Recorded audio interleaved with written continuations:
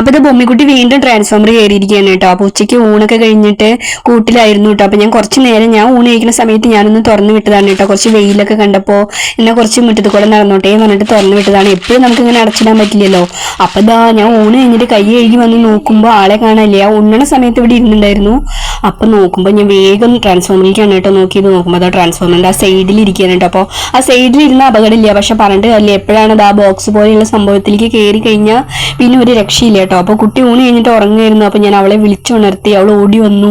അപ്പൊ എനിക്കെന്താ കൈ വിറച്ചിട്ട് മൊബൈലൊക്കെ ഷെയ്ക്ക് ആവുന്നുണ്ട് കേട്ടോ. അതാണ് ഇങ്ങനെ വിറച്ചുകൊണ്ടിരിക്കുകയാണ്. അപ്പൊ നമ്മളെങ്ങനെയാ വെച്ചാൽ ഇവൾക്കൊരു സ്വഭാവം ഉണ്ട്. നമ്മളിവളെ പിടിക്കാൻ പോണ സമയത്ത് ഇവള് തുള്ളി കളിച്ചിട്ട് ഒരൊറ്റ ഓട്ടാണ്.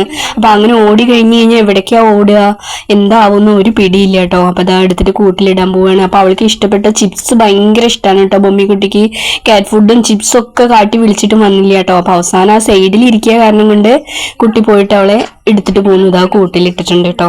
എന്താ ചെയ്യാ, നമ്മുടെ പൂച്ചക്കുട്ടികൾ ഇങ്ങനെ ഒരുപാട് അപകടം ഉണ്ടായിട്ടുണ്ട് കേട്ടോ. അതുകൊണ്ട് തന്നെ നമ്മുടെ പൂച്ചക്കുട്ടികളൊക്കെ നമ്മൾ ഓരോരോ വീടുകളിലേക്ക് എത്തിക്കുകയാണ്.